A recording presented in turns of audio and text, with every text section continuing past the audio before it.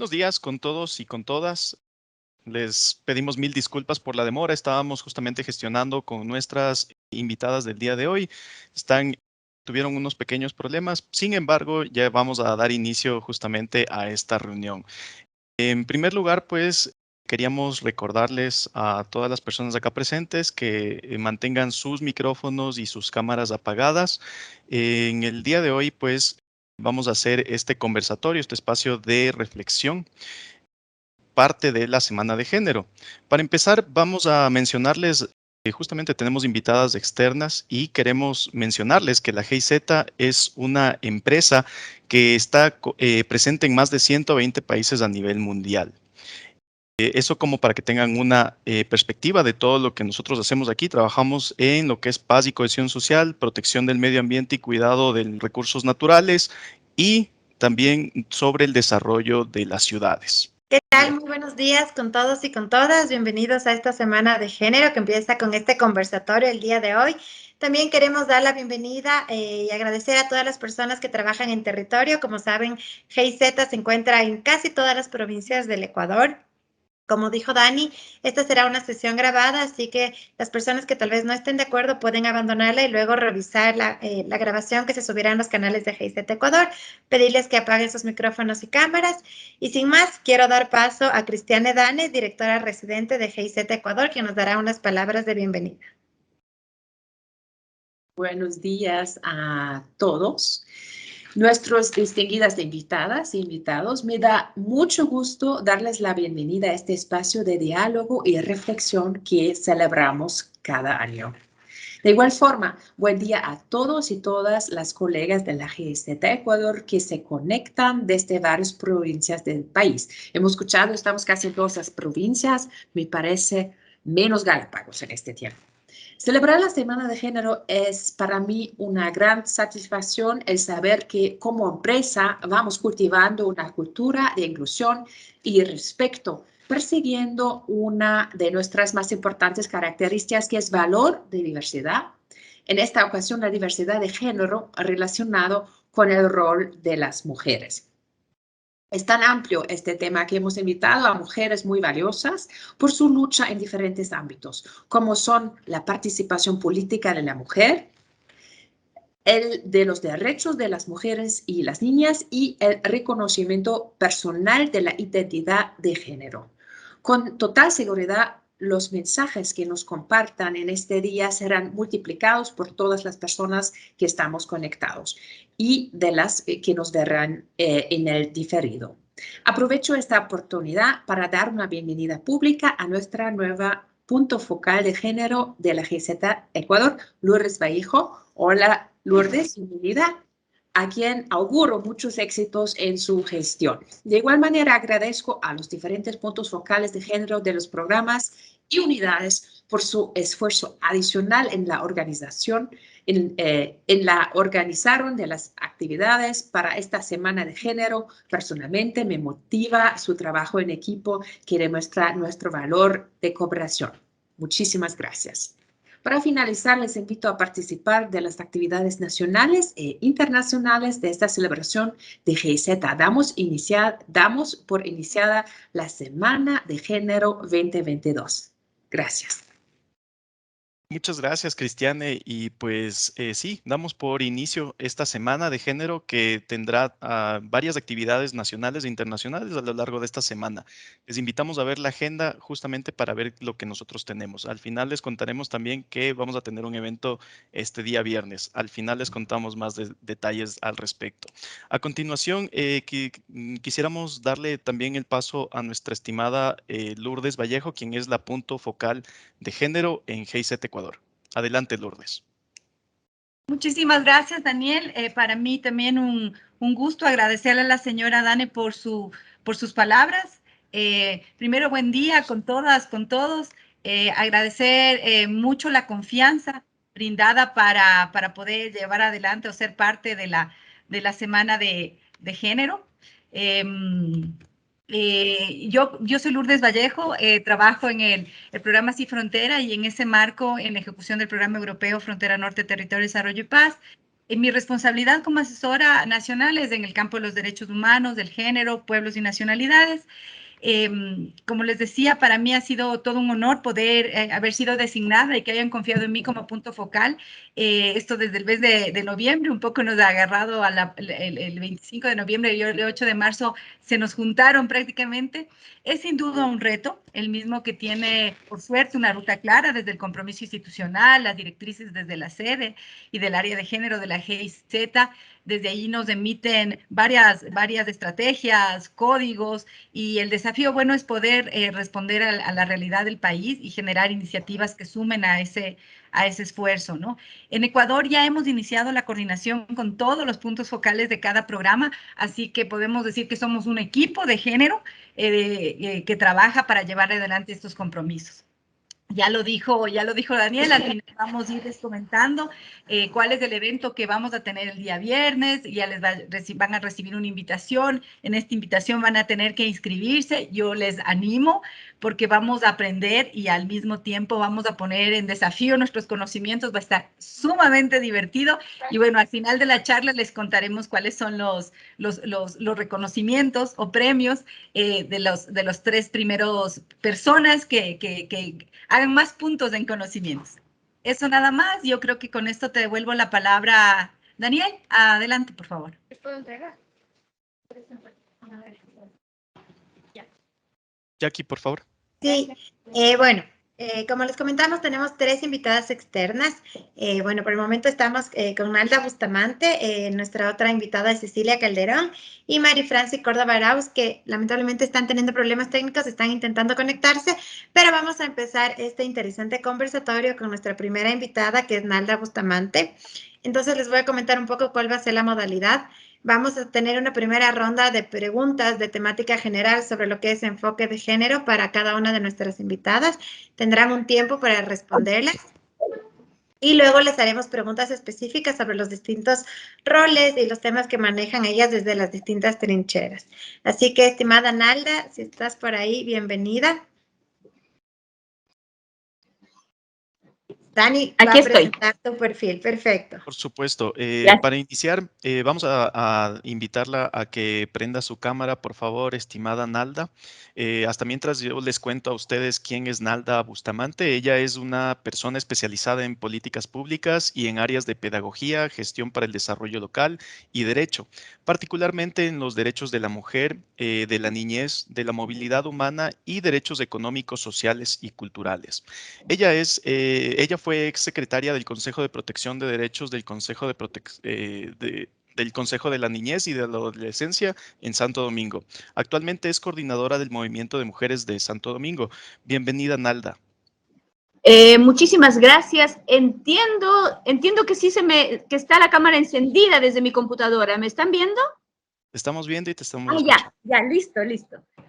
Bueno, muchísimas gracias por la invitación a la GIZ. Creo que esta semana, como yo decía hoy en un medio de comunicación, es una semana de conmemoración, es una semana importante, es una semana que debe dedicársele todos los días a conocer, informar y reconocer todo el aporte histórico que las mujeres hemos venido haciendo, aquellas hermanas que nos han hecho camino, a quienes ahora seguimos luchando por la igualdad. Sabemos que todavía queda muchísimo por hacer. Desde las localidades, yo soy de Santo Domingo, el debate es distinto cuando se trata de Quito, se trata de las localidades, de las ciudades. Santo Domingo tiene una realidad que es bastante compleja para el tema del cumplimiento de derechos de las mujeres. Así que bueno, felicitar a la GIZ y siempre a la orden para seguir profundizando en los temas de género. Muchas gracias, Nalda. Pues bienvenida a este espacio justamente de diálogo y reflexión. Pues bueno, como les había mencionado ya, que vamos a tener la siguiente modalidad, que vamos a tener 3 rondas. La primera ronda es una temática general. En esta tendrán 3 minutos por pregunta. Justamente será la misma pregunta que la responderán todas nuestras invitadas. La segunda ronda temática es una temática específica que ya van dirigida justamente a sus ámbitos de acción. Esta tendrá una duración de 5 minutos por pregunta. Y finalmente tendremos una ronda final, que es la ronda de preguntas del público, en la cual nosotros estaremos recopilando todas las preguntas que ustedes dejen por chat y también otras que hemos preseleccionado previamente a este evento. Entonces, ¿qué tal si Jackie vamos con la primera pregunta, por favor? Claro que sí, Dani. Estimada Nalda, la primera pregunta que queremos realizarte es que nos cuentes, el tema de los derechos de las mujeres es algo que ha ido evolucionando a lo largo de la historia. ¿Qué podemos hablar sobre el tema de resiliencia y sororidad y cómo se definen estos términos que no muchos los tenemos claros? Bueno, yo creo que el tema de sororidad es un tema que sí, bueno, por un lado se ha venido debatiendo, creo que el reto es hacerlo carne en las organizaciones de mujeres. Creo que es fundamental trabajar en que las mujeres estemos organizadas, que nos juntemos, y creo que también el reto grande que tenemos desde el pensamiento feminista es que ese aporte del pensamiento que tenemos las mujeres para construir sociedades más igualitarias debe bajar de la academia o de las profesionales e instalarse en la comunidad. Eso significa que a nivel de los barrios, de las comunidades, tenemos que impulsar procesos organizativos de formación, de capacitación con las mujeres y que las mujeres comunitarias, las mujeres rurales, las mujeres de sectores urbanos marginales, las mujeres empobrecidas, Eso que es son... sobre todo para la auditoría. ¿Crees que Mil disculpas, tenemos un micrófono abierto. Perdón, mi estimada Nalda. Les recordamos a los colegas y a las colegas que por favor mantengan sus micrófonos apagados, sus cámaras también apagadas. En este momento estamos continuando con nuestra querida invitada, Nalda Bustamante. Adelante, Nalda. Gracias. Bueno, yo les decía que cuando uno analiza las desigualdades de género, cuando uno analiza, por ejemplo, la afectación que la pobreza, la falta de acceso por ejemplo, a los temas de salud sexual y reproductiva, al centro de salud, al proceso de educación, al acceso al empleo. Cuando uno analiza y quienes más se afectan son las mujeres, de entre las mujeres las más afectadas son las mujeres empobrecidas. Entonces, por eso yo creo que es muy, muy necesario el tema de enfocar todos los esfuerzos en que la comunidad, en que las mujeres de la comunidad, que a veces han tenido pocas posibilidades de estudiar, que han tenido, algunas no han culminado el bachillerato, todavía uno se encuentra con mujeres analfabetas. Yo mismo trabajo aquí en Santo Domingo, en barrios, con mujeres que no saben leer ni escribir, aunque parezca mentira, pero así es. Y eso se profundiza cuando son mujeres de pueblos y nacionalidades, cuando el idioma se convierte en una barrera de acceso a los servicios, etcétera. De ahí la necesidad de priorizar el tema de que los procesos de formación, de acompañamiento, de rutas, por ejemplo, para acceder al sistema de justicia, al sistema de salud, tenga que centrarse mucho a nivel de la comunidad, sobre todo en un momento en que nosotros estamos desde hace ya algunos años con un Estado que de una u otra manera ha dejado en orfandad el tema de los derechos sociales, porque nosotros sabemos que cuando hay recortes presupuestarios a nivel del Estado, son los derechos sociales, económicos, culturales, los que mayormente se van a ver afectados y por ende las mujeres. Entonces, en ese sentido, yo creo que el tema de fortalecer comunidades seguras, comunidades con mujeres empoderadas, que protejan a las niñas. Nosotros sabemos que en pandemia ha crecido la violencia sexual hacia las niñas. Sabemos los índices de embarazo adolescente de este país. Sabemos que cada día paren 7 niñas menores de 14 años en este país. Paren también en Santo Domingo. Hay un incremento del embarazo adolescente en nuestra ciudad. Entonces, frente a esas estadísticas, y por supuesto, las niñas que están pariendo son nuevamente las niñas empobrecidas.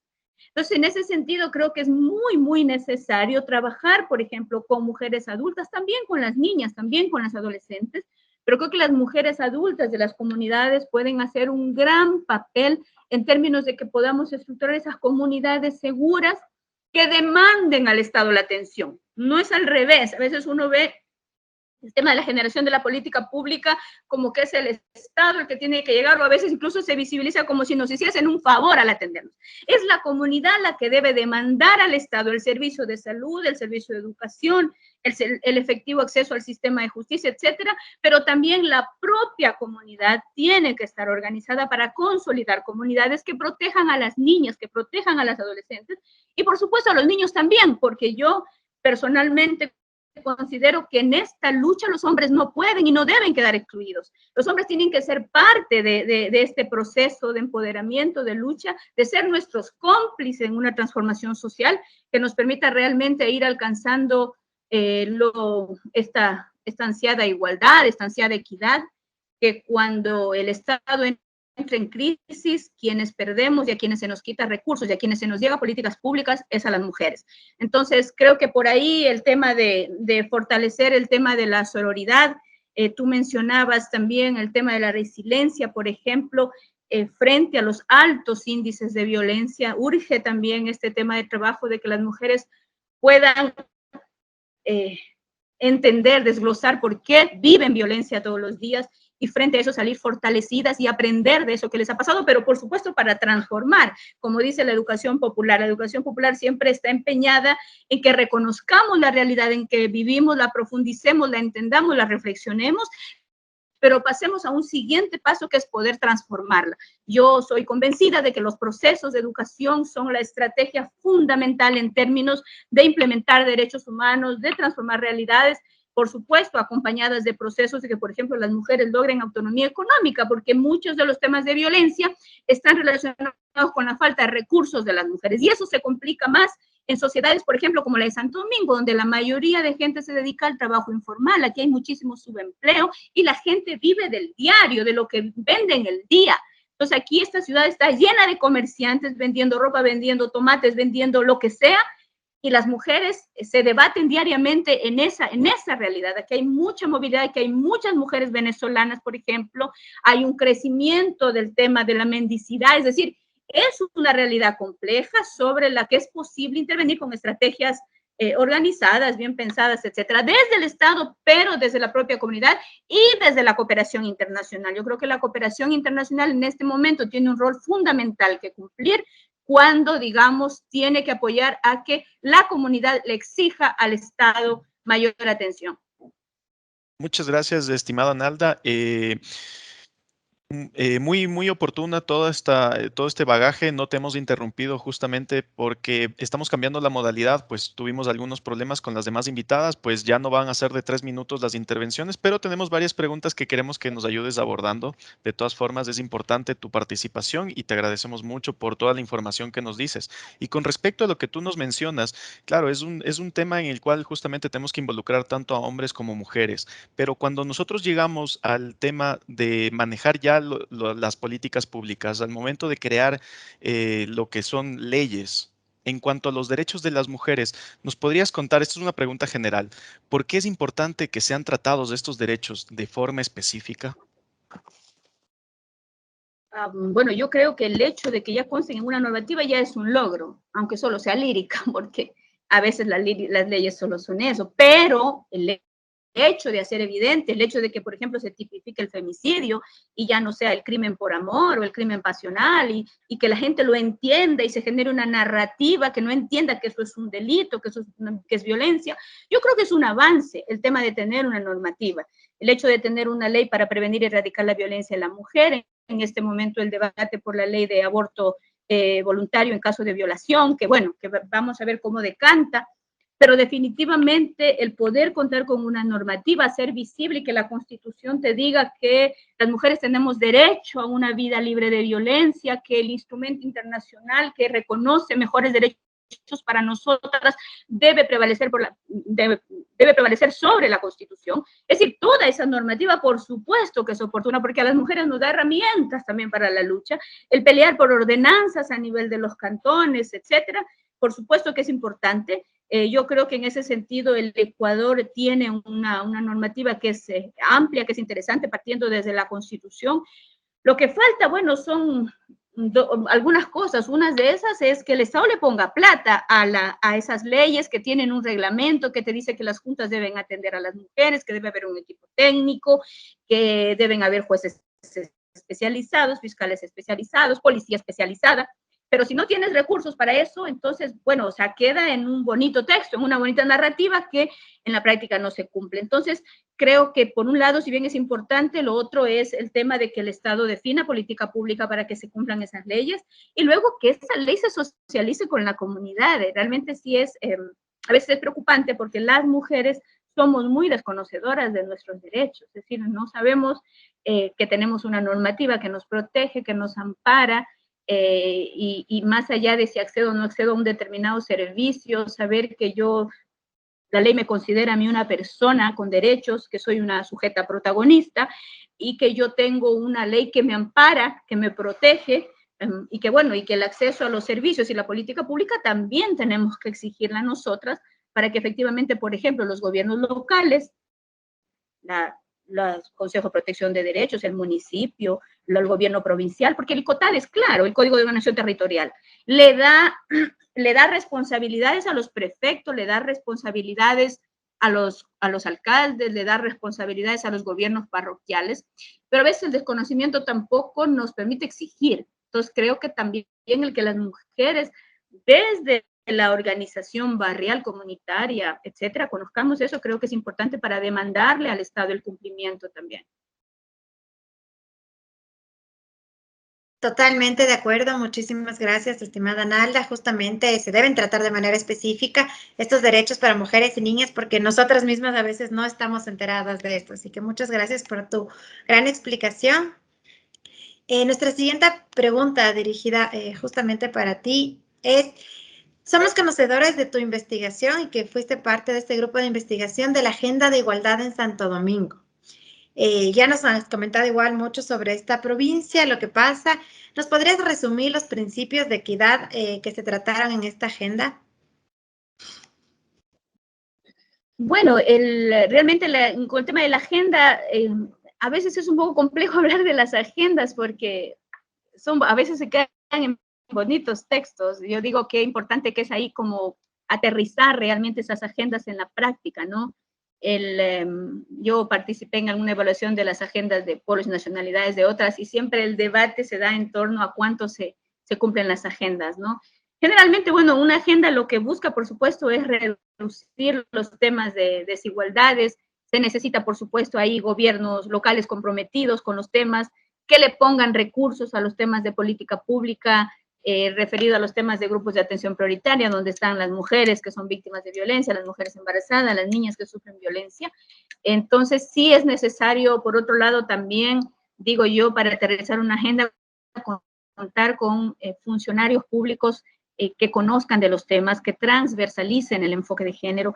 Es un poquito complicado si tú tienes una bonita agenda vinculado al PDOT de un municipio, pero tienes direcciones municipales que no están transversalizando el enfoque de género. Aquí en Santo Domingo, por ejemplo, está la dirección de deporte, de desarrollo comunitario, del tema de lo económico, distintos, ¿no? Y ahí el reto es cómo transversalizas en la gestión municipal el enfoque de género. Nosotros sabemos, por ejemplo, que el desempleo, los datos los lanzó el INE en estos primeros meses, son miles de mujeres las que se han quedado desempleadas, mucho más que los hombres en promedio. Entonces, fíjate ahí qué importante, por ejemplo, que un gobierno local entienda lo que está sucediendo y frente a eso defina acciones con enfoque de género que diga, bueno, si las mujeres son mayormente desempleadas, entonces vamos a definir acciones positivas que permitan que ellas se incluyan efectivamente y desde los gobiernos locales se impulse. Eso es a veces un poquito complicado de entender. A veces tengo la sensación yo de que en los gobiernos locales se entiende que el tema de los derechos de las mujeres es hacer una feria el 8 de marzo o el 25 de noviembre y decirles a dónde vayan, pero las necesidades, por ejemplo, económicas, que es uno de los principales problemas que afectan a las mujeres, tampoco se resuelve, ¿no? O una intervención directamente en la comunidad que permita reducir los índices de violencia. Las niñas que están fuera del sistema educativo en este momento, analicemos qué es lo que está pasando. Hay muchas niñas y adolescentes que abandonaron el sistema educativo porque no tienen una laptop, porque no tienen internet. En las zonas rurales más grave, aquí la gente en las zonas urbano marginales no tiene internet. Entonces yo digo también cómo esas agendas se van aterrizando en lo local y se hace seguimiento en lo local. A veces los debates también se quedan mucho en Quito, ¿no? Y bueno, y está bien, allá están los organismos internacionales. Creo que también sí hay que como mirar qué pasa en las localidades y cuánto los gobiernos locales también están impulsando estos temas, ¿no? Quizás hacer una evaluación, cómo el enfoque de género se transversaliza, si se está haciendo algo por el tema de los derechos de las mujeres. Creo que, bueno, hay algunas reflexiones, ¿no? Sí, tal cual, estimada Nalda. Y bueno, y justamente abordando también desde el ámbito político, también tú como una lideresa manejando también todo lo que es un movimiento de mujeres allá en Santo Domingo, quisiéramos también conocer bajo tu experiencia personal, ¿cómo ha sido ese camino de liderazgo para combatir lo que es la violencia política? Bueno, en los temas nosotros tenemos el movimiento de mujeres desde hace ya algunos años, de hecho lo iniciamos cuando yo estuve en el Consejo de Protección de Derechos, estuve algunos años en el Consejo de Protección de Derechos, iniciamos con un fortalecimiento organizativo de las organizaciones de mujeres, surgió ahí el movimiento de mujeres, eso, bueno, permitió hacer algunos niveles de incidencia, establecer un observatorio, por ejemplo, para las decisiones que tomaban los jueces de violencia, vigilar el actuar de la Fiscalía, de la Junta de Protección. Es decir, algunas experiencias interesantes, difusión de derechos, vigilias en temas de femicidio, es decir, hacer visible en medios de comunicación la realidad de las mujeres. Tuvimos bueno, fueron unos pocos meses de funcionamiento de la Junta cuando empezamos a atender a mujeres víctimas de violencia, pero teníamos un más del 95% de mujeres que iniciaban y culminaban todo el proceso administrativo para recibir una medida de protección, la derivación al juez, le hicimos seguimiento, procurando atender incluso los temas de inclusión económica de las mujeres con la Dirección de Desarrollo Económico. Lamentablemente, la secuencia que a veces puede tener una política pública se puede cortar también. Entonces, ahí, digamos, los esfuerzos pueden quedar invisibilizados. Nuevamente retrocedemos, es decir, cuando las mujeres avanzamos un poco en los temas de nuestros derechos a nivel nacional o local, retroceder es muy fácil cuando se invisibiliza nuevamente la lucha de las mujeres, la normativa que nos ampara.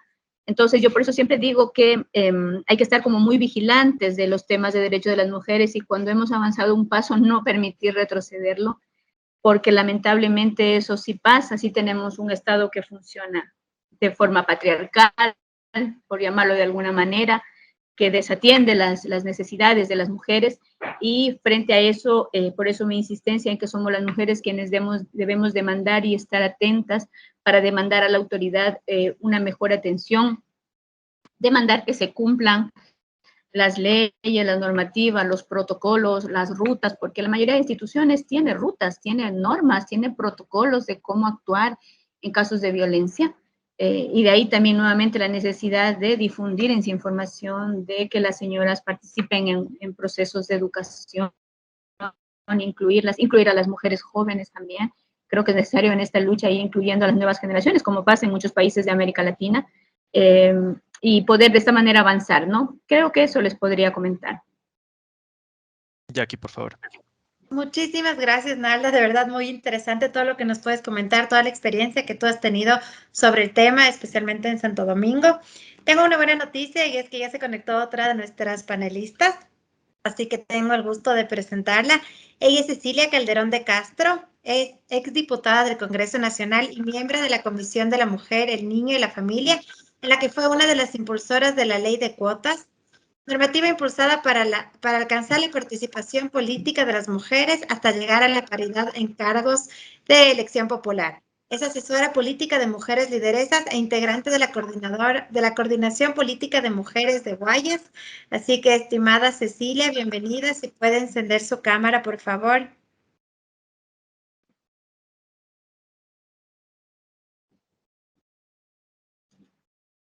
Colegas de IT, por favor, si le pueden ayudar conectando el micrófono y la cámara, dándole los accesos, por favor.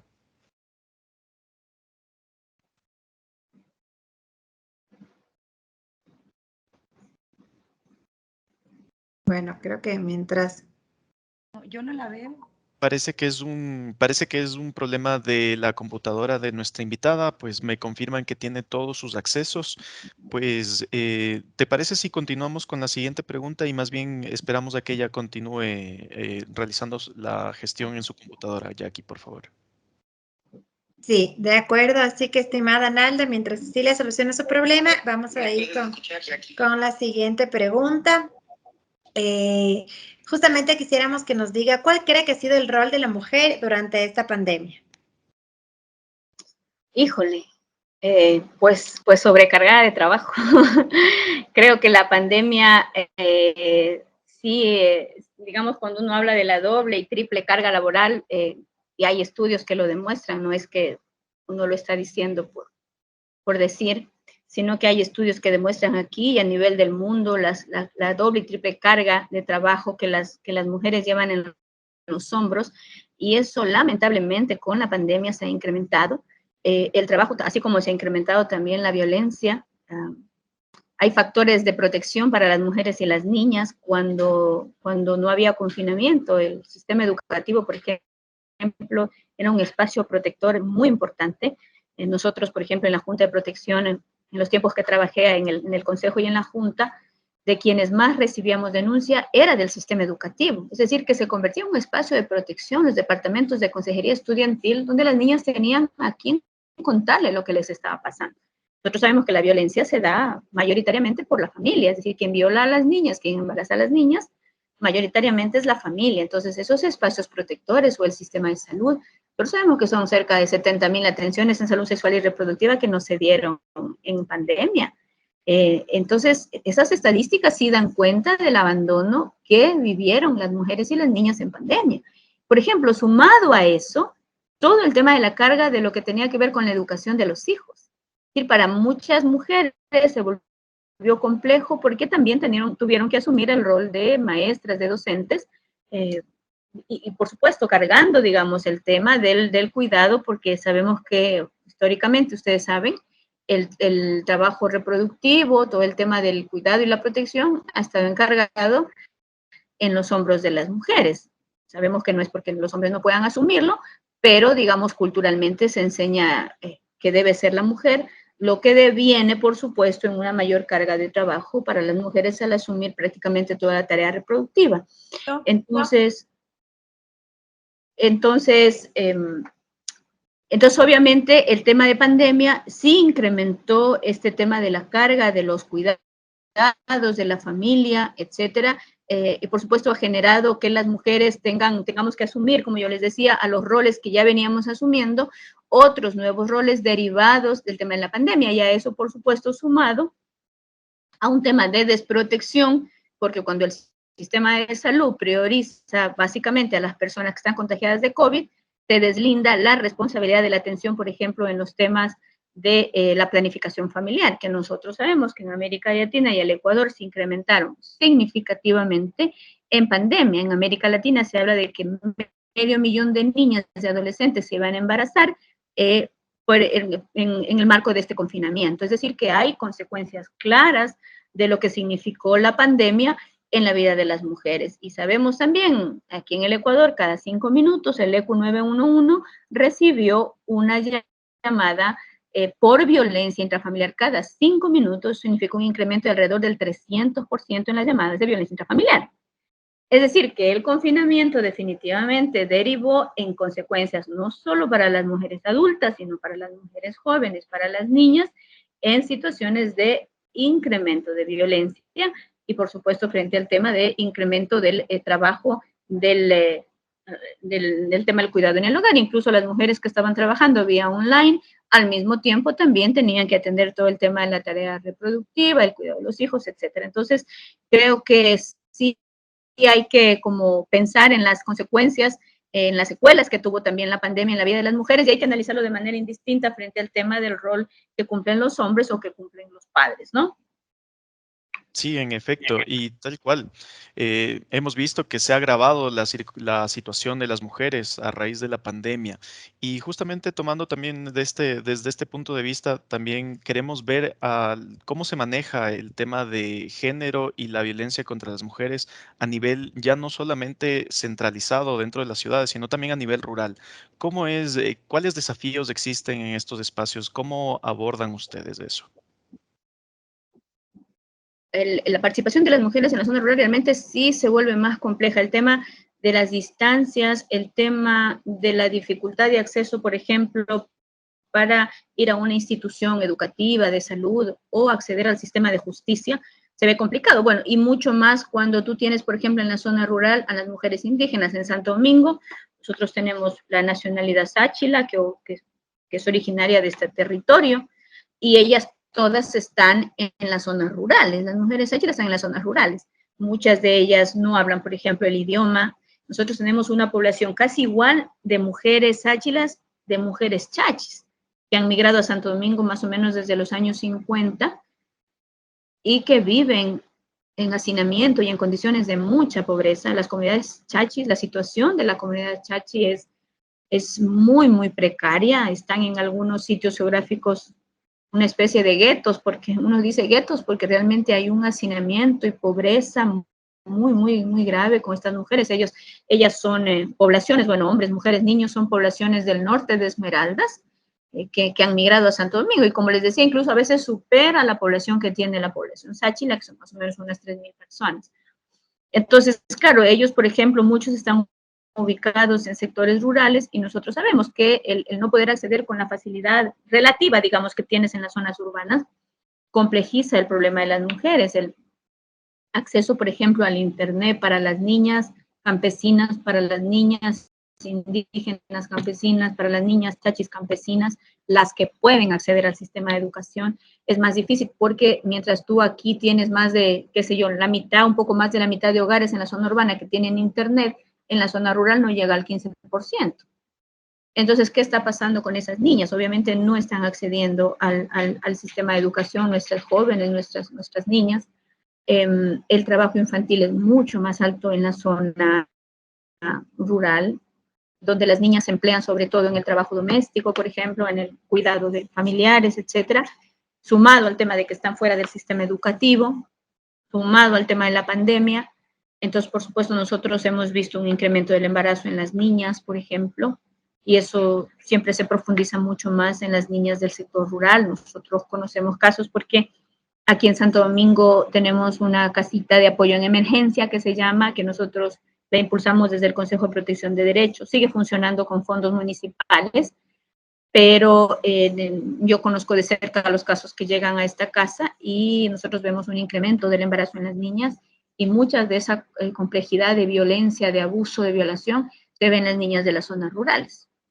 Entonces, definitivamente uno no puede medir con la misma vara a una mujer o a una niña que está en la zona urbana, aunque sea urbano marginal, que a unas niñas, población indígena que está en las zonas rurales de nuestra provincia. Y creo que esa realidad es en todo el país, no solo es en Santo Domingo. O sea, bueno, ahí hay estudios amplios sobre el tema, y sabemos que la desigualdad se incrementa cuando las mujeres están en las zonas rurales. Justamente, estimada Nalda, haciendo un poco de énfasis en este tema de estos retos, esta problemática que es distinto en las zonas rurales que en la zona urbana, ¿qué enfoques innovadores podríamos aplicar justamente para fomentar la equidad? Bueno, yo creo que hay que atender a las identidades diversas que tienen las mujeres, ¿no? Yo les decía hace un momento qué pasa, por ejemplo, no hemos hablado de las diversidades sexuales, que es otro tema también que es muy complejo, que la sociedad abandona. Cuando llega una adolescente trans a la casa de apoyo en emergencia, por ejemplo, no es lo mismo que si llega un chico heterosexual o una chica heterosexual. Entonces, nosotros vemos las diferencias porque han habido varios chicos, niños y adolescentes, niños digo también porque también ha habido niños trans, niñas trans. Entonces, nosotros vemos cómo se profundiza la desigualdad y la discriminación hacia esta población, donde tienes una familia que no quiere saber nada de ellos, de ellas, y tampoco tienes casas de acogimiento especializadas, y ellos tienen 12, tienen 13, tienen 15 años, que necesitan protección del Estado, que necesitan protección de la familia. Gracias, y entonces nosotros ahí un poco vemos cómo, digamos, el tema, cómo si hay que atender a las identidades. Nosotros tenemos una población alta de población afrodescendiente, muy empobrecida también. Entonces, claro, cómo también trabajas de cara a estas diferencias identitarias, culturales, puedes provocar un acercamiento sin hacer esa discusión blanco-mestiza, que a veces es un poco racista, que es impositiva, y cómo atiendes las diferencias, entendiendo además que vivimos un estado plurinacional, ¿no? Creo que ya se conectó a la compañera. Sí, en efecto. Muchas gracias, Nalda, por tu intervención. Bienvenida, nuestra estimada Cecilia Calderón. ¿Nos puedes escuchar? Nosotros ya te vemos en este momento. Si puedes activar tu micrófono, por favor. Gracias por esta invitación y me excuso. He tenido problemas en ingresar, pero ya estamos aquí reunidos. No he tenido la oportunidad de escucharlos antes, entonces solamente pues presento mi saludo a todos ustedes.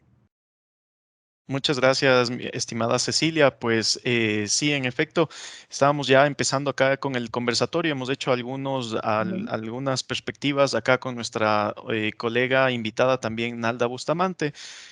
Justamente para aprovechar este tiempo que nos queda, quisiéramos aprovechar también tu espacio para que nos puedas contestar algunas preguntas que hemos estado manejando en este conversatorio. Y bueno, como tú sabes, este conversatorio se llama Resiliencia y Sororidad, Mujeres Diversas en Tiempos de COVID-19. En ese marco, ¿nos podrías contar por qué entendemos por resiliencia y sororidad de manera general? Bueno, pues en primer lugar,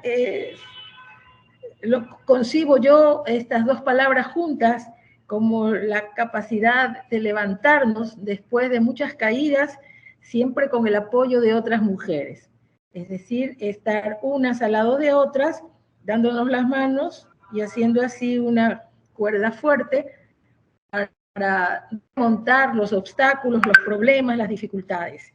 Y alentarnos unas a otras para entender, como dicen aquí nuestros montubios, un resbalón no es caída, o al mal tiempo, buena cara, y esto lo logramos gracias a que entendemos o podemos comunicarnos de una manera incluso emocional entre mujeres, que nos damos el soporte para seguir adelante.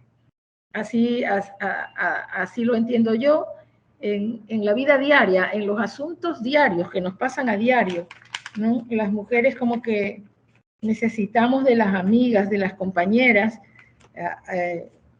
porque como nos dicen que somos sensibles y lloronas, pero eso es una virtud, eso no es un defecto, porque en esa sensibilidad es que pueden acercarse las almas y fortalecerse.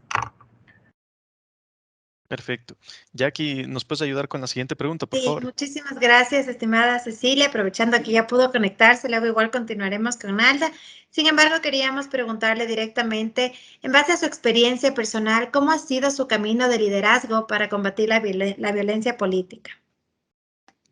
Bueno, creo que mi camino ha sido de una resiliencia permanente y a veces no he encontrado la sororidad, porque tuve que entrar a la vida política de una manera muy violenta luego del asesinato de mi padre, que era un líder político, un candidato a la presidencia de la República, que de ley iba a entrar a ser congresista, y entonces quería callar su voz y buscar con su muerte un pretexto para impedir el retorno al orden constitucional y de derecho en el Ecuador. Me tocó a mí asumir la dirección nacional del partido que él fundara, y no porque era la hija, sino porque yo había estado al lado de su lucha ya muchísimos años. Pero eso me convirtió a mí en la primera mujer que asumía la dirección de un partido político. Entonces, hubo mucha violencia porque esto era una novedad, que una mujer asuma la dirección de un partido y diga cosas muy duras contra la dictadura, entonces, pero luego vino el orden constitucional y los líderes tradicionales de entonces también vieron que esta novedad de una mujer y joven había que ponerla a un lado.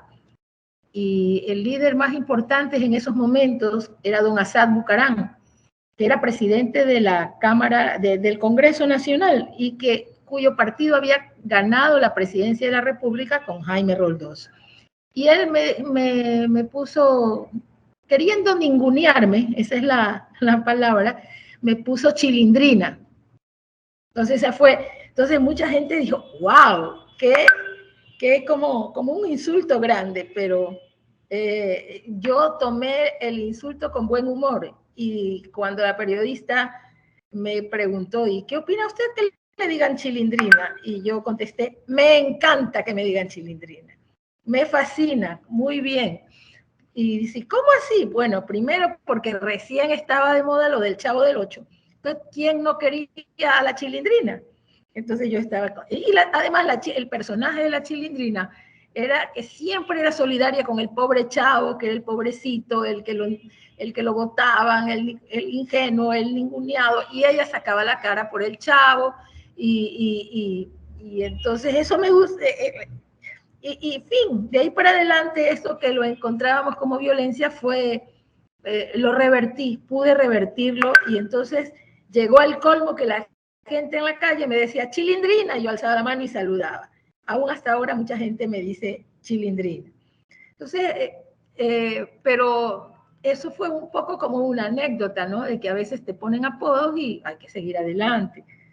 Pero claro, la primera vez que ejercí un cargo de representación popular fue aquí en el Guayas, como consejera provincial, y como ganamos rotundamente,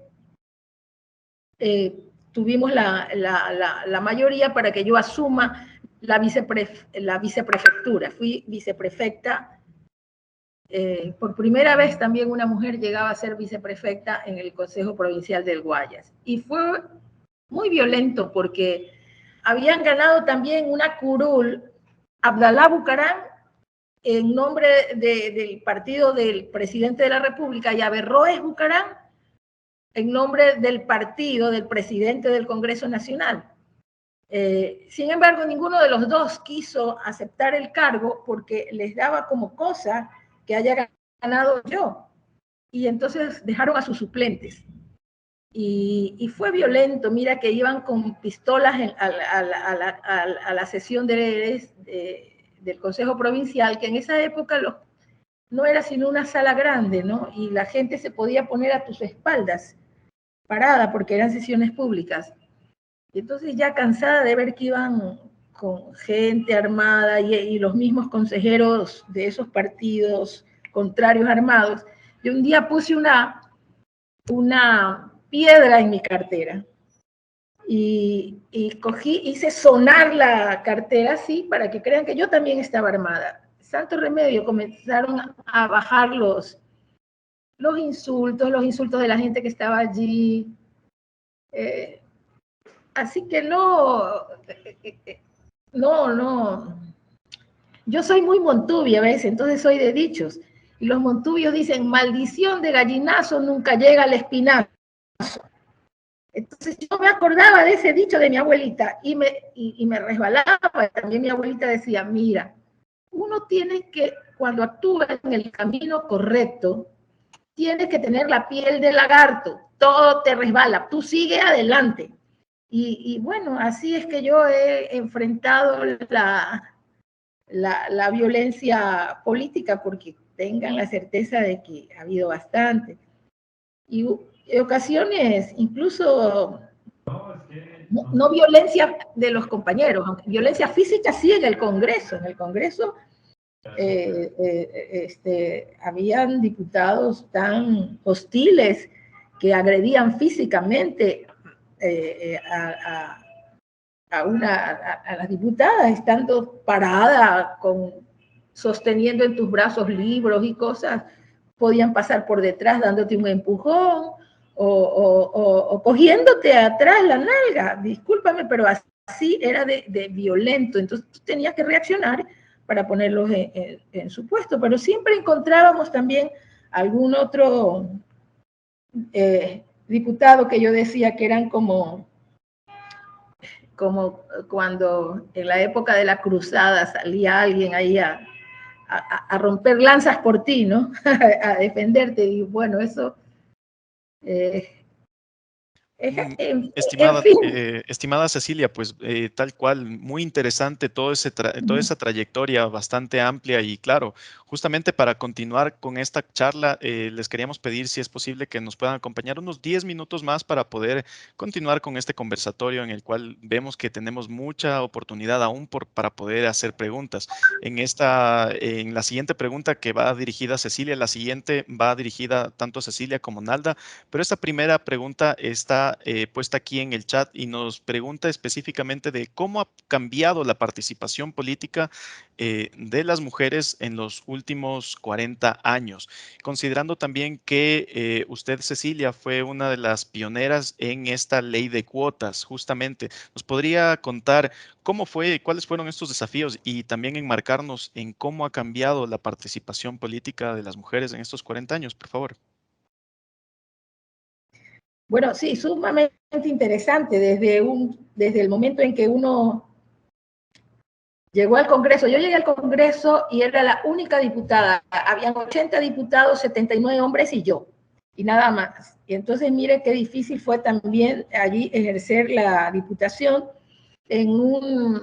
A tal punto estaban acostumbrados solo a hombres que no había ni siquiera el baño para mujeres. O sea, porque había baños para diputados y baños para el público. Y entonces yo le digo al presidente, ¿y dónde voy yo?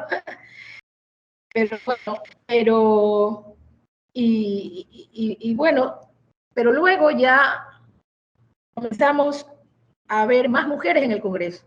Entonces, aquella vez que hubo como 16 mujeres ya de diversos partidos, o 13 nomás, vimos, primero encontramos aquello de la sororidad. Entonces, las mujeres, aunque de diferentes partidos, teníamos la capacidad de ser amigas entre nosotras y apoyarnos en los proyectos que atañían al género, ¿ya? Cualquier ley, podíamos estar en cualquier comisión, pero le dábamos como una visión desde el género a ese proyecto que hacíamos. Y así fue también que este grupo de mujeres nos relacionamos mucho con las organizaciones no gubernamentales que establecían, que luchaban por los derechos de la mujer. Entonces, por ejemplo, en la primera vez que yo estuve en el Congreso, había un grupo de mujeres diputadas que pedían reformas al Código Civil. Y esas mujeres abogadas, perdóname, mujeres abogadas, quise decir, entre ellas estaba Marta Bucarán de Roldós, la primera dama, que habían trabajado con Ketty Molerux acá en Guayaquil las reformas al Código Civil.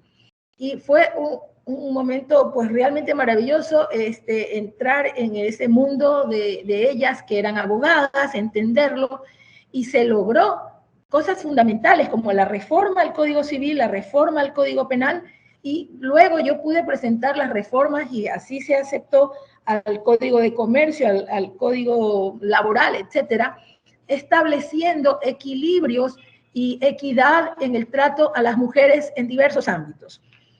Entonces, teniendo esa experiencia, después vimos que necesitábamos más mujeres en el Congreso, ¿verdad? Y yo, por ejemplo, era una de las que no creía en la necesidad de la ley de cuotas, pero hablando con las mujeres de las organizaciones de los diferentes pueblos del Ecuador, nos dábamos cuenta o sea, yo me di cuenta que yo estaba errada, que sí era necesario una ley de cuotas hasta establecer la equidad. Y bueno, y se hizo un trabajo de promover esta idea primero a través de las dos ONGs de mujeres que trabajaban en toda la República, en todas las provincias, en los cantones. Se levantó como una euforia, hay que hacer una reforma para obligar que estemos incluidas en las listas. Y lo logramos. Bueno, el proceso de lograrlo fue también genial. Algún día solamente vamos a reunirnos las exdiputadas con ustedes para explicarles, porque hubo ahí hasta golpes. Mira, ahí no nos paramos en nada.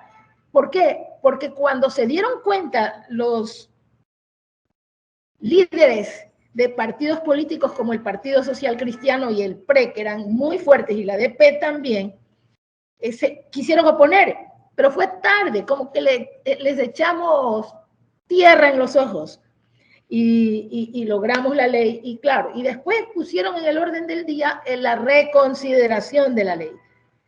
Pues quiero decirles que nos pusimos también como las hormigas o las abejas que se topan las antenitas unas a otras en todo el Ecuador. Y el día que iban a hacer la reconsideración, aparecieron en el Congreso mujeres de todas partes del Ecuador, que no nos querían abrir las puertas al principio, pues entonces las abrimos a la fuerza. Cada diputada hacía entrar a un grupo, a otro grupo, a otro grupo, y allí estuvimos, y la ley se hizo una realidad. Entonces, para nosotros fue una cosa emocionante. Y a partir de eso, mira, comenzó el cambio. La ley en un principio establecía, creo que era un 25% nada más, pero en orden alternado y secuencial, pero también establecía que se terminaba cuando lleguemos al 50% de mujeres y 50% de hombres. Pues luego vino ya la reforma constitucional, que ya se puso en la Constitución, ya no solamente en la ley, la obligatoriedad de que haya alternabilidad y entonces ya quedó instituido esto pues para siempre. De ahí hacia acá, pues ustedes ven que ya no es cuestión de leyes el que las mujeres no asuman una responsabilidad en las listas, ya son otras las cuestiones, pero la ley ya es una realidad. Ahora el problema está en las trampas, porque dicen también que echa la ley, echa la trampa.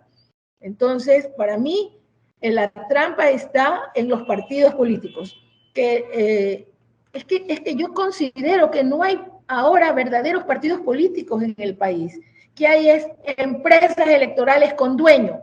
Entonces, esas empresas electorales no quieren democratizar el poder y solo quieren hacer listas con la gente que ellos escogen, que están seguros que van a hacer, digamos, que van a obedecer. Entonces, dicen que las mujeres somos desobedientes, que pensamos con nuestra misma cabeza, y porque la mujer que asume la responsabilidad de ser miembro de una lista es porque quiere, está cansada de que las cosas no cambien y quiere que cambien. Entonces, ¿cuáles son las trampas que hacen? Le dice, cogen a mujeres floreros, por ejemplo. Entonces, la reina, la más bonita, que no tienen una conciencia plena de cuál es su labor, su trabajo, sino que creen que es cuestión de votos y aplausos. O le dicen, mira, Juanito, tú vas en la lista, pero tiene que ir tu mujer de cabeza y la hace renunciar después, subes tú. Y muchas cosas se han hecho así. Y fíjese que con la ley anterior, donde podíamos votar individualmente dentro de las listas, habían mujeres que ganaban más que los hombres que estaban primeros. Y dentro de los propios partidos hacían trampas en el Tribunal Electoral para que los votos vayan al primero de la lista o al tercero y no vayan a la mujer. Todas estas cosas se hacen y es porque tampoco le permiten a las mujeres que vayan a los puestos directivos dentro de las directivas de los partidos políticos o de los movimientos políticos. Ahí la trampa. Y otra segunda trampa es la falta de trabajo, de formación, y esto va para hombres y mujeres. Llegan a ser candidatos porque, mira, el puesto cuesta tanto. Entonces, el que puede poner la plata, ese va de candidato, sea hombre o mujer. Y no les importa la formación política, ¿para qué van? ¿Por qué van? ¿Cuál es el conjunto de ideas que ustedes tienen como principios, como valores? Entonces, es el descrédito que estamos viendo en todos los últimos congresos, donde es tan fácil comprar diputados, porque esa es la palabra gravísima que se usa, y comprar diputadas y caen en errores enormes, en contradicciones espantosas, en casos de corrupción, como eso de los diezmos, etcétera. Entonces yo creo que ahora lo que hay es que trabajar en la formación de las mujeres para que realmente vayan a transformar la sociedad. Sí, estimada Cecilia, de verdad, muchas gracias. Yo creo que hago un agradecimiento extensivo por todo su trabajo durante todos estos años, cómo ha cambiado la participación, sin duda, de las mujeres en la política y aún hay mucho que hacer, ¿no? El tema de formación es fundamental y más bien muchas gracias por hacernos tomar conciencia sobre este rol de las mujeres dentro de la política. Así que gracias por todo su trabajo. Como les pedimos 10 minutos más y esto está demasiado interesante, les cuento que nuestra tercera panelista también ya pudo unirse a este conversatorio. Así que voy a leer rapidito su perfil, le vamos a hacer una pregunta y vamos a finalizar con una pregunta general de todas las panelistas. Quiero dar la bienvenida a Mari Franci Córdoba Arauz. Ella es ciudadana transgénero, de sexo legal masculino e identidad de género femenina. Ha sido activista política independiente por las identidades de sexo, género diversas por varios años. También ha sido profesora de la Maestría de Estudios de la Cultura, Mención en Género de la Universidad Andina Simón Bolívar y lidera algunas iniciativas en redes sociales. Así que sin más, Mari Francis, si estás por ahí, bienvenida. Estoy por aquí, ¿me escuchan? Qué bueno que lograste conectarte y como esto está muy interesante, aún tenemos mucha audiencia, hemos pedido unos minutos más para este conversatorio, te escuchamos. Así que de plano vamos a entrar a hacerte una pregunta y quisiéramos que nos cuentes qué significa ser una mujer transgénero en Ecuador y cómo se han visto afectada ante los derechos existentes. Ay, bueno, yo quisiera hacer más bien una referencia, porque así, escuchando la intervención de Cecilia que me precedió, el tema de los cupos, por ejemplo, el tema, yo pertenezco ahora a una coalición en donde están algunos grupos colectivos, que es entre ellos la Pacha Queer, y una de las demandas que estos colectivos están presentando es precisamente el del cupo laboral trans. La semana pasada participé en un evento entre secretarías de Estado y el Ministerio de Trabajo todavía tiene una negativa rotunda al tema del cupo laboral. Entonces quisiera empezar por ahí, no por decirte qué es ser una mujer trans, sino cómo una mujer trans enfrenta el reto laboral en un país donde no hay un cupo laboral y donde menos de 5 mujeres, creo que en un total somos 4 mujeres actualmente, porque Michelle Ríos, que trabajaba en la Secretaría de Derechos Humanos, ya no trabaja. Creo que somos 4 mujeres las que ocupamos un puesto en una institución pública, siendo que en el sector privado no conozco de ningún registro de mujeres trans ocupando una plaza laboral. Y eso nos da una noción, más allá del qué tan difícil o qué es ser mujer trans en un país como este, qué tan difícil sigue siendo el tema del acceso laboral. Cuando yo conseguí este trabajo, yo trabajo para Cenecid 11 años, pero yo recuerdo que estuve 3 años subempleada y a pesar de que tenía una formación en contabilidad y auditoría, tenía una licenciatura y tenía experiencia en contabilidad y auditoría, yo pasé 3 años buscando trabajo y la única forma y el día en el que yo me corté el cabello, me puse camisa y corbata nuevamente y me fui a buscar trabajo, en 15 días estuve trabajando en una institución bancaria. Y luego de eso, en 6 meses entré en Cenecid. Y en Cenecid, aunque no había una negativa al tema de mi género, siempre tenía que ver de qué ánimo estaba mi jefe directo o de qué ánimo estaba el nuevo subsecretario que entraba o qué tendencia política tenían las nuevas autoridades máximas como para saber qué podía hacer. Hasta que desde septiembre de 2014 el tema de mi identidad femenina fue al 100%. Entonces, el campo laboral, que es quizá el mayor reto, porque viene después de una carrera universitaria, con lo difícil que es ya para una mujer trans entrar a la carrera universitaria, terminar un bachillerato, con lo difícil que es para una mujer trans terminar su bachillerato. ¿Por qué? Porque la mayoría de nosotras decidimos salir de nuestras casas o somos expulsadas de nuestras familias en plena edad escolar, a veces sin terminar siquiera la educación básica. Entonces, pensar en acceso al colegio, acceso a la universidad y luego acceso laboral es quizá lo más radical y lo más dramático de una identidad femenina.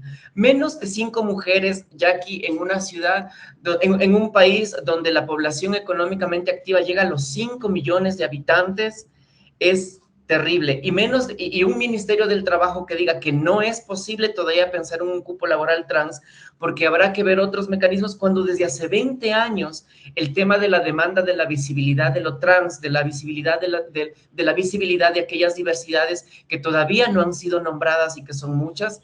O sea, desde hace 20 años y todavía no podemos poner sobre la mesa, sobre el tapete de discusión, el tema del cupo laboral trans, entonces significa que en realidad ser mujer trans en la calle todavía, pues no importa si es que amaneces muerta, no importa si es que amaneces violada, todavía tenemos que lidiar con procesos en la policía en donde el policía no registra nuestra identidad de género, donde cuando vas a un sistema de salud, el sistema de salud no te registra como una mujer transgénero porque solamente existen hombres y mujeres y porque el cambio que tú haces en tu cédula no hace un cambio de sexo, es solamente un cambio de género, pero tu sexo sigue siendo registral.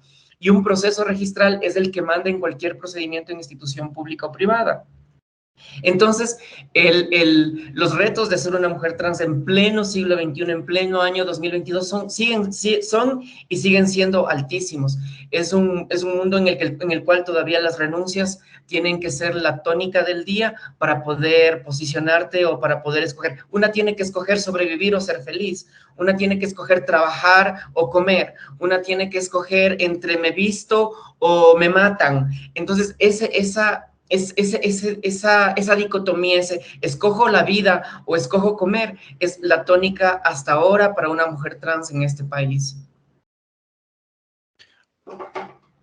Muchas gracias, Marifranci, por tu intervención y pues nos solidarizamos con todo lo que tú has tenido que vivir en este espacio. Justamente se queda en evidencia lo que significa tener una doble o triple vulnerabilidad en el caso de las mujeres. Y pues bueno, les agradecemos a todas las personas que han estado aquí. Ya para concluir, vamos a ir con las conclusiones finales. Queremos justamente que con estas conclusiones darles un espacio a cada una de nuestras panelistas para que puedan darnos una perspectiva de cómo podemos incorporar esta noción de género en nuestros diferentes ámbitos. Justamente como para cerrar, por favor, vamos a empezar con nuestra invitada Nalda. Nalda, ¿sigues con nosotros acá conectada? Sí, por favor, si puedes poner tu cámara. Muchas gracias, Nalda. Queremos escucharte justamente, te repito. ¿Qué podemos hacer para incorporar la perspectiva de género en estos ámbitos? Ya para concluir. Adelante. Bueno, qué pregunta más amplia, ¿no? Creo que hay muchísimo por hacer. Yo siempre digo que les sigo apostando a la organización de las mujeres, a la organización comunitaria, a las mujeres unidas por sus identidades, a las personas LGBTI, a las mujeres trabajadoras, a las mujeres de las comunidades, a las mujeres racializadas. Yo digo que la respuesta siempre va a estar con una comunidad empoderada que demanda un Estado que se desentiende, que abandona, y entender además que en estas identidades hay mujeres que están en situación de mayor desigualdad, que no a todas nos atraviesa de la misma manera la injusticia o la discriminación.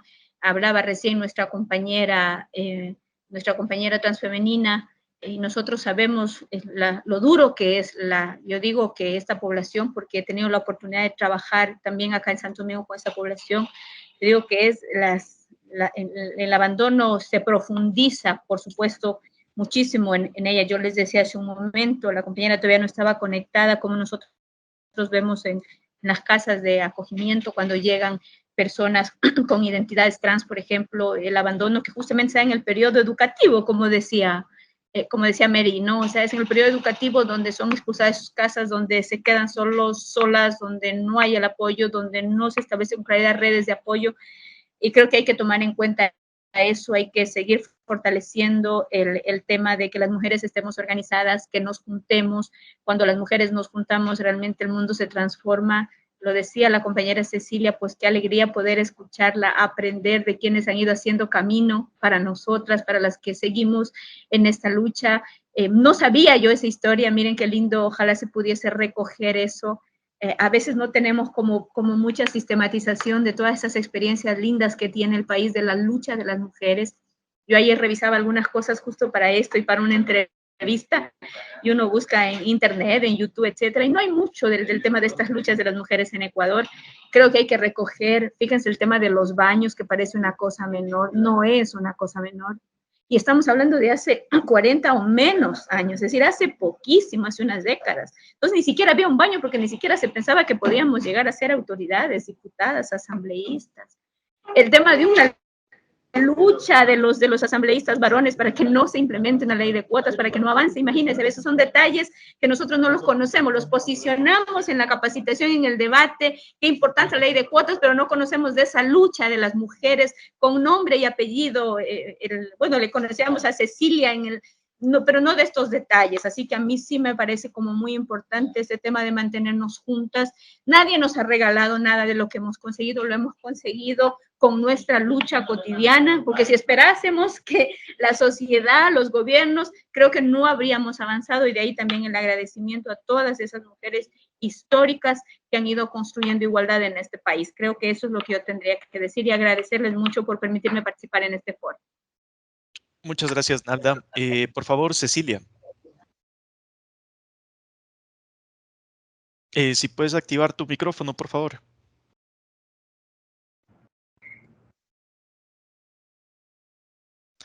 Estimada Cecilia, está desactivado. ¿Ya? Hola. En este momento escuchamos. Sí, bueno, adelante. La saludo y muy grato escucharlas, mujeres valientes, ¿no? Que han roto paradigmas. Pero para ir directo a tu pregunta, y antes de ir a la pregunta, quería contarles algo para que supieran. En un momento dado en la legislatura, elegimos a Susana González del Partido Social Cristiano, presidenta del Congreso Nacional. Y esa fue otra historia. Las mujeres la defendimos a rajatabla, aún en contra de su propio partido. Pero a las finales nos quitaron todo el respaldo de la policía y del ejército que tienen que estar, o de las Fuerzas Armadas que están cuidando el recinto legislativo. Los retiraron, se pusieron de acuerdo el presidente de la República, que era el doctor Noboa, y nosotras, las mujeres, nos quedamos a dormir en el Congreso, con frío ahí, en el suelo, defendiendo el puesto de Susana González. A las finales no lo pudimos sostener y el diputado social cristiano que creía que a él le tocaba ese cargo, nos puso un juicio en el Tribunal de Garantías Constitucionales, que así se llamaba la hoy Corte Constitucional, a 14 mujeres diputadas. 14.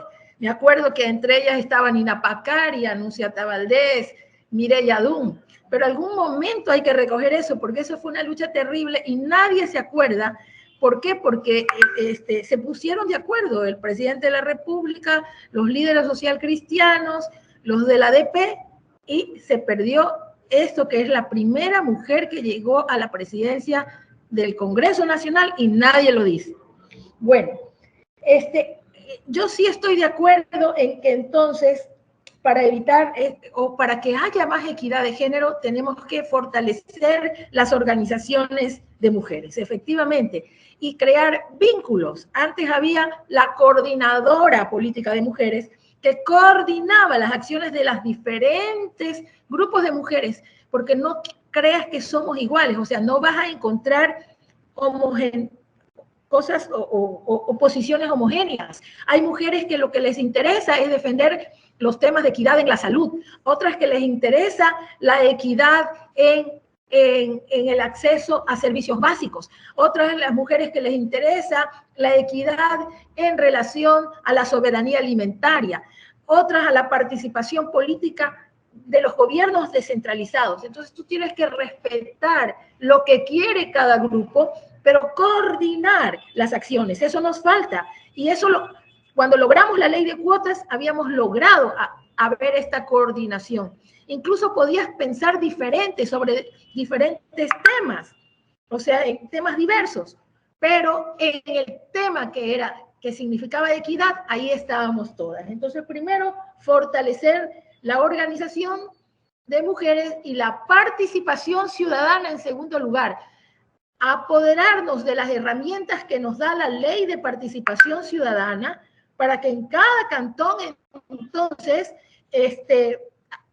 presentemos nuestras propuestas.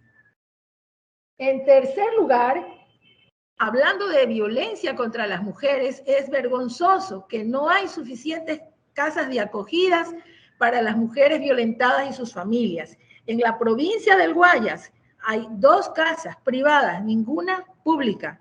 Esto te da la idea. Entonces somos nosotras, mujeres, que tenemos que alentar a otras mujeres que vayan a ser concejalas, lleguen a los sitios donde se toman decisiones en cada municipio, para que desde allí se plantee la necesidad de usar el presupuesto para casas de acogida y darles el soporte a las mujeres. Y por último, el trabajo de formación, porque con la desinformación que hay en este país, de medios de prensa manejados con direccionados, esto es real, nos excluyen a las mujeres. Ustedes vean en las entrevistas, vean, nos excluyen, ¿no? Nos excluyen, creen que las mujeres no pueden opinar de economía, de los estados financieros, de la guerra, de las relaciones de poder. No, no, para nada. Solo aquella que en ese momento esté en el poder la llaman. Y la llaman un poco inquisidores, como diciendo usted qué diantres hace allí en esa presidencia. Entonces, eso significa que tenemos que trabajar más en formación y tenemos que, cuando hablábamos de organizaciones de mujeres, de manera especial tenemos que ver cómo formamos a las mujeres que hacen comunicación social, que hacen prensa, porque realmente allí yo encuentro un gran obstáculo, y en estos días de la guerra he estado mirando mucho a través de YouTube a mujeres periodistas, ¿no?, que analizan la situación desde otros puntos de vista. Y allí están mujeres de carne y hueso, mujeres reales. En cambio, aquí tenemos muñecas. Entonces, que más vale la apariencia física que la capacidad de ser realmente un comunicador social. Entonces, eso yo lo llamo educación, formación, incidir más en el pensum de las universidades, no como una cátedra que llaman equidad de género, sino algo transversal, pero para eso tantas mujeres que somos maestras en nivel primario, secundario y universitario estamos fallando porque quizás no sabemos presentar clara el derecho o el principio de equidad y el derecho de todas las mujeres en función de lo que dice la Constitución y plantear también desde la academia si es que hay necesidad de reformas. En fin, eso es lo que creo yo. Sí. Muchas gracias, estimada Cecilia. Por favor, Marifranci. Yo creo que este tema da para hacer otra charla de hora y media adicionalmente, porque la pregunta es, creo que es una muletilla, pero al mismo tiempo o sea, no se puede insertar en un sistema como el nuestro un enfoque de género. En estas características es imposible. Lo ha mencionado Nalda, lo ha mencionado Cecilia. Imagínense para una mujer trans, que ni siquiera somos reconocidas como mujeres, que todavía tienes que negociar a qué baño vas en un centro comercial, porque si al guardia de seguridad no le da la gana, no te reconoce como mujer y quiere mandarte a un baño de hombres. Hace poco en Ambato el colectivo Pacha Queer fue discriminado, no les permitieron la entrada en el concierto de un artista ecuatoriano y aduciendo el estricto derecho de admisión. ¿Por qué? Por solamente cómo vestían. Y ahí la complicidad del sistema abarca a hombres, a mujeres, a niños. El tema de enfoque de género no es simplemente como un inserto que en un momento la gente que no dice, bueno, a mí no me importa el género, a partir del inserto la gente va a decir, sí, no, ahora ya me importa el género y voy a pensar más en las mujeres. No, esto es un sistema estructural, por Dios. Y digo por Dios porque ya por fin ese por Dios tiene que eliminarse de los discursos. Yo jamás hago recursos de Dios, de bendiciones, de Dios te bendiga, porque creo que la relación iglesia-estado ha sido la más dañina para nosotras las mujeres. El tema de ser puras, el tema de ser castas, el tema de ser dignas, el tema de ser buenas mujeres para que un hombre en algún momento nos quiera. No, yo reivindico en mí lo puta, yo reivindico en mí lo zorra, porque cada vez que salgo con minifalda va a haber alguien que se tome la atribución de llamarme puta por andar con minifalda, por llevar un labial más rojo que el que tengo que llevar, porque el escote muestre más mis senos de lo que otras mujeres muestran. Y si eso es ser puta, entonces obviamente jamás como mujer voy a valer, porque antes soy puta, antes soy zorra, antes soy ladrona, antes soy pobre, antes soy negra, antes soy empobrecida, antes vengo del campo, antes no terminé la escuela, y a todo eso se suma el hecho de que soy puta. Entonces, esa educación religiosa, costumbrista, moralista que le damos a nuestros niños, que les infringimos a nuestras niñas, de que se cuiden, de que sean buenas, de que se cubran, etcétera. Todo eso es un enfoque que tiene que ver con cómo las mujeres somos conceptualizadas desde niñas y hacia el futuro, donde unas van a valer y otras vamos a seguir siendo la escoria de esta sociedad. Yo en esa circunstancia prefiero seguir siendo la escoria, prefiero seguir siendo subpagada. ¿Por qué? Porque mujeres que hacen lo mismo que yo han avanzado más en un trabajo y sin embargo yo no lo hago porque soy una mujer trans, porque mujeres que han podido, no sé, jugarle mejor al sistema, como que jugar mejor el juego de un sistema que está hecho principalmente para hombres, un sistema que piensa principalmente en hombres y en donde las mujeres para poder jugar tienen que actuar con esa inteligencia, con ese don de mando y con esa dinastía que están normalmente asignadas a los hombres. Yo prefiero seguir siendo la puta, prefiero seguir siendo la zorra, prefiero seguir siendo mal pagada antes que sentirme digna en un sistema que desvaloriza a mis compañeras que todavía siguen haciendo trabajo sexual callejerizado, que todavía son sobornadas por policías, que todavía son chantajeadas por autoridades que les niegan los derechos mínimos básicos y que todo el sistema, hombres, mujeres, políticos, catedráticos, religiosos, sociólogos, educadores, psicólogos, etcétera, todas nos hacemos las locas. Porque en el mundo en donde es necesario hablar de un cupo laboral trans, por ejemplo, es mejor o más conveniente hablar un cupo para una persona con discapacidad. ¿Por qué? Porque la persona con discapacidad al menos es hombre o es mujer. Porque es mejor pensar en un cupo para una persona afro, porque al menos esa persona se sabe que es hombre o es mujer. Pero cuando piensas en un cupo para una mujer trans, que si no está obligada a la cocina, si no está obligada al trabajo sexual, si no está obligada a la delincuencia, a la venta de drogas, es porque no tiene este acceso a un sistema de educación. Y cuando llega al sistema de educación, la primera burla que tiene que enfrentar es la del compañerito. Y ese compañerito está alimentado por sus padres que ya vienen pensando en que Dios creó hombre y mujer y que por eso esa existencia es rara, es rancia, es apestosa a los ojos de una sociedad. Cuando en un DESE, en una escuela rural, el orientador o la orientadora van todos los domingos a misa y Taita Cura les dice que Dios hizo hombre y mujer y que cualquier otra aberración no vale, y él lleva esa construcción religiosa a la escuela pública y le dice al niño, no, mi amor, es que los niños son niños, las niñas son niñas, los niños no se pintan los labios, las niñas no se ponen pantalón. Desde que ese sistema de creencias religiosas que está inserta en el sistema público, que está inserta en el sistema privado, que está inserta en nuestra construcción familiar, no se empieza a deconstruir desde casa adentro, en primera persona, reconociendo que yo también soy parte de esa violencia, porque yo también me cuido de que a mí no me digan que soy puta, cuando a diario hago lo que tengo que hacer en mi quehacer diario, entonces yo sé que ya estoy jugándole al sistema. Así que no creo que en este punto haya un mecanismo o una estrategia para insertar una estrategia de género o una dinámica de género o un pensamiento de género o principios de género o en un sistema como el que estamos viviendo.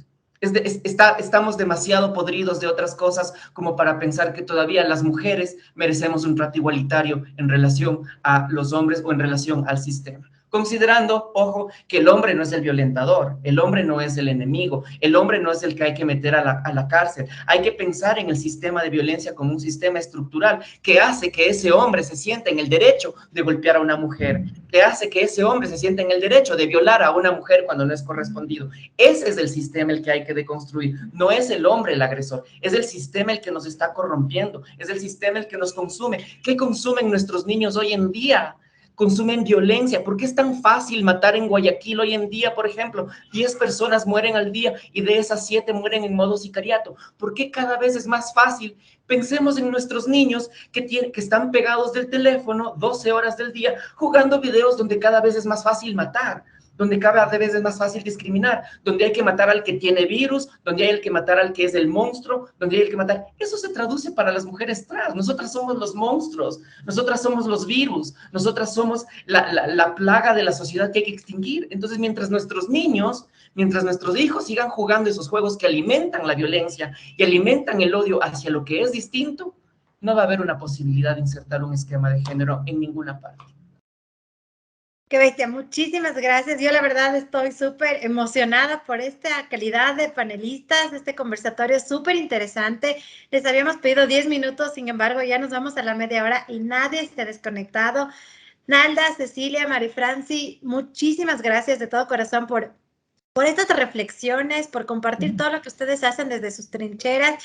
En serio, estoy muy emocionada y sin duda les quisiéramos invitar a futuro porque, como lo mencionaba Nalda, el recopilar estas historias, el recopilar el trabajo de tantas mujeres que es invisibilizado. Entonces, de verdad, ustedes son admirables. Muchísimas gracias por estar aquí. Muchísimas gracias por su tiempo. Sin más, solo quiero nuevamente agradecerles y solo, no sé si quieren decir solo un adiós a toda la gente que no se ha desconectado media hora después. Y nada, ojalá podamos tener este encuentro alguna vez presencial. Y quiero dar paso al punto focal de género de GIZ Ecuador, que es Lourdes, que nos contará un poco de siguientes actividades que haremos en la Semana de Género. Y nuevamente, mil gracias a nuestras panelistas. A ustedes, muchas gracias. Ojalá nos volvamos a reunir. Gracias.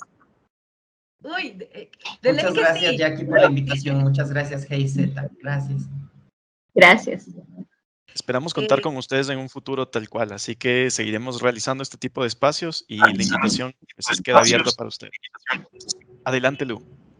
Muchísimas gracias, Daniel, Jackie. Para mí es un honor, un lujo poderle escuchar a Cecilia. Yo crecí siguiéndole y eso es creo importantísimo el poder recordar todo lo difícil que fue la ruta que lograron las mujeres organizadas y las primeras mujeres en el mundo, en la vida política ya adentro donde las papas queman, igual la valentía, la fuerza, la convicción de todas nuestras panelistas como Nalda, como Marifrancis. Es tan necesarias las voces, es la única manera de ir entendiendo las realidades, de rompiendo las estructuras, solamente escuchando las voces. Con eso, agradecerles infinitamente, ya Daniel va a hacer el cierre, solo quiero hacerles un recordatorio, hoy les va a llegar una invitación para que puedan inscribirse, vamos a hacer un concurso el día viernes de quién quiere ser millonaria o millonario, un juego para ver conocimientos, va a haber 3 grandes premios, va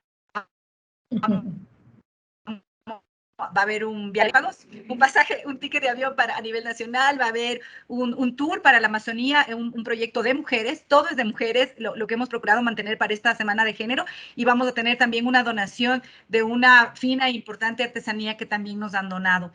Bueno, en realidad es como un chal. Comprométase, nos vemos el viernes, estudien, acuérdense lo que escucharon hoy en esta charla, revisen el regalo que les mandamos. Cierro con esta idea, les va a empezar a llegar un bolsito del grupo de género de todo el equipo que estamos en los puntos focales de género de la GIZ, les va a llegar un bolsito para mañana y pasado. Todo lo que está ahí, valórenlo mucho porque son mujeres trabajadoras, mujeres emprendedoras, porque el 8 de marzo nos recuerda la fuerza de las mujeres trabajadoras que no callan, que dicen las cosas como son. Así que disfruten mucho sus KIR y muchas gracias por su compromiso y por haberse quedado y por su presencia. Dani.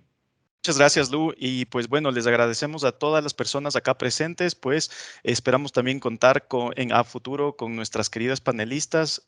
Ha sido de mucho provecho esta reunión el día de hoy, así que les agradecemos mucho a todos, a todas. Nos veremos en una próxima ocasión. Que tengan una buena tarde.